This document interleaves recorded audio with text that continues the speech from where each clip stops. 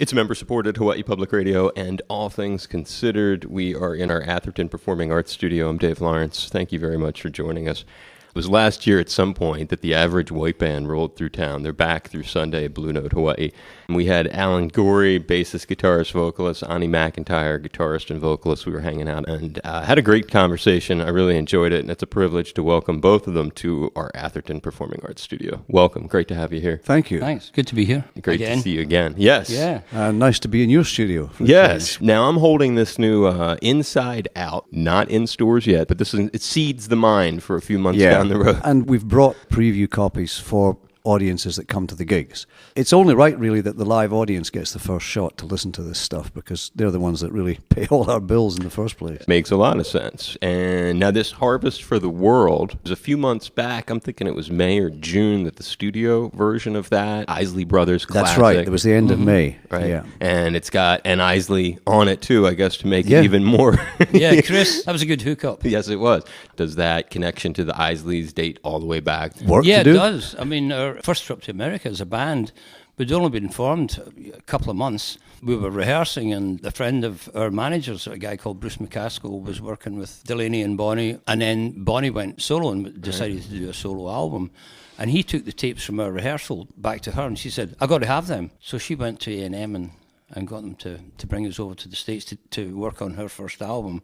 Dream come true for us, because suddenly we're in the middle of Los Angeles and a lot of talented in the middle of cats. a scene, people popping in like Freddie Stone from Sly's band, and Bobby Womack popped in, you know, all sorts of people. Well, that's where we first heard the Isley Brothers album, Brother, Brother, Brother, upon which was Work to Do, which we then, to a lot of people's knowledge, it became an AWB track. In fact, oddly enough, we've just had a request from a French film company that are doing a thing about first young cat that went into space for 8 months, an IMAX thing about him, and they want to use our version of Work to Do as part of the soundtrack. So our connection with the Isley Brothers, as Onnie says, goes back to 72 in Los Angeles, to the beginning of the band. Yeah, and it's going into space. That's a really incredible thing, though, to have it come all the way back like that. And a song like you chose. You did Harvest for the World, and this is a song that comes from 1976, I guess. Yes, it's 76. I thought it needs to be done somehow differently, and I thought, well, we'll call Chris Jasper. He's a close neighbour of mine in Connecticut. So I just called him up out of the blue and said, how would you feel about revisiting your song? And he said, let me think about it. And he was back to me within 24 hours. He said, why don't you come round to the house? So I went round to his house. He pressed the button, and my God, the thing was almost done. He just basically came up with what might have been the best solution for how to revisit the song. That's fantastic. Since we last talked, a major cat passed on. I know Onnie at least got the chance to record with Chuck Berry. Oh, God. It keeps coming up. My ding-a-ling. I know, but the irony is, it was part of a live album. Robbie and I were asked to do a live show. Just to back him. Yeah, just to back him. But there was absolutely no rehearsal before the show, and Robbie kept saying, Chuck, what's the arrangement? It didn't ken the arrangement. You know. What is it? And Chuck's going, when I do this, you start. When I do that, you stop. Makes it real simple. I guess to fill in a little context, Chuck Berry notoriously shows up to a gig and has pickup musicians for that show. So Chuck didn't bring a band around. He turned up in his stage clothes. Right. With a guitar. Right, in his briefcase with a... No, not even that. He put the money in his pocket. Oh, no. I like that. And he wouldn't go on until he had the money in his pocket. So if you look at the photographs closely, you'll see this bulge. And that's what that is. That's his packing of money.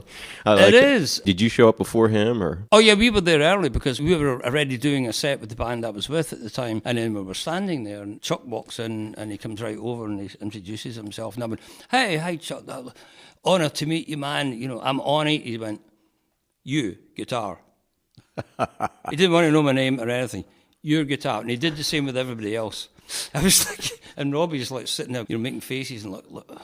What the, you know? I mean, Robbie was a consummate professional. Right, and he put you in an awkward spot by not letting you rehearse at all, and then you're going to be with this legendary guy. Well, his take on it was, look, I'm Chuck Berry. You're supposed to know all these songs. Exactly. What's the problem? I'll give you the key, and I'll tell you when to start and stop, and that's it. What's there to rehearse? Here, what's wrong with this picture you're saying? And he's going, nothing. You know. I can imagine it. But he was a tough customer. Having said that, I mean, what a showman. What an education in showmanship. He led the entire audience, rules the whole thing. He gets everybody on his side, and we just had to kind of stand there and listen to the performance and how he gets the whole audience going. And then he finished up with reeling and rocking. Oh, he knew how to do it. Yeah, as far as showmanship goes. But the other stuff, the musical stuff, was he'd be playing like 11 and a half bars instead of 12 bars and 14 bars instead of 12. And his guitar was all out of tune and everything, but it didn't seem to matter because it was the energy and the audience reaction. Amazing experience. It really was. And when it's over, he's toast, he's out of there, he's got the money in I the never pocket. saw him after that. He walked off stage and that was it. Right. Apparently he went straight off stage into a car and back to his hotel. And you never saw him again in your life? No. And that was it. Who were some of the really important people that you met or got to tour with? Like the way that Onnie was reflecting on Chuck. I don't think I ever had any of that. That's why I just hold that against him. Resentment's amazing. And you can hold a grudge. We all can't hang with Chuck Berry. It's true. Well, I would say the people that impressed me the most were the opening acts that we had, were like Harold Melvin and the Blue Notes, the Commodores. Whoa. They're opening for Average White Band in 1975 because we've got the #1 hit. And that's how the business goes. Lionel Richie warming up for you. Yes, yeah, he was in the Commodores at that time, and Harold Melvin and the Blue Notes with Teddy Pendergrass. Oh, my. So we're standing in the wings watching all this going on, and we've got to go on after them. And they're consummate showmen because they've been doing the Chitlin circuit since they were 10 years old, and they know exactly how to work it, work the audience, do the whole thing. And we know we've got to go on after them with very little experience, but we have a #1 hit record. That's all we have, we think. However, once we got on stage, after seeing these guys, it put some lead in our pencil. It did something to the band. How to be a showman, how to turn being a club band singer into being a big stage arena act. Yeah.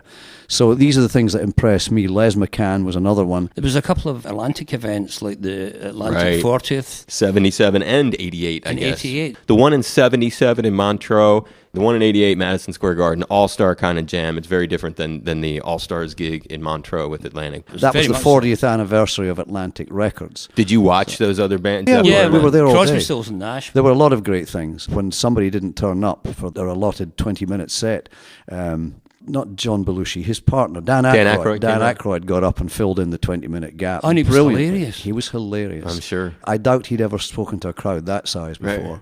In Madison Square Garden, but he just ad-libbed 20 minutes of sheer genius. A real diverse lineup, quite different than the one in 77. This was kind of like all the different flavors of Atlantic in some ways. Yeah. From jazz to rock and roll. Right. Was it like really late at night, like past the curfew kind of? It was past my bedtime. Wow. Okay. That tells us a lot now. I was in the bar. We'd all been there since 11 in the morning. It was a long day. A long day, yeah. And we were thirsty. As Scotsmen do. Right. That's not a surprise to anybody. And your final question, Steve, the mystery emailer, sends me stuff from bands past. Sends useful stuff like your debut, April 25th, 1975, Blaisdell Arena with a 20-minute pick up the pieces. Listen to these ticket prices. All? $650 top ticket, $550 and $450. I know. And now that's like Isn't that amazing? That's the service charge now. Yeah, that's parking. No, that's not even parking. Right, that's a portion of parking. Yeah. Wonderful memories. Onnie and I were talking about that yesterday. We both still got our wooden fruit bowl from Tom Moffat. Oh, wow. Inscribed Aloha and Mahalo. Hawaii loves you. Nice souvenir. It's a nice It's souvenir. lovely. Yeah. I've still got mine. Do you have yours? I've still got, I was telling Allan, something happened and it got burnt.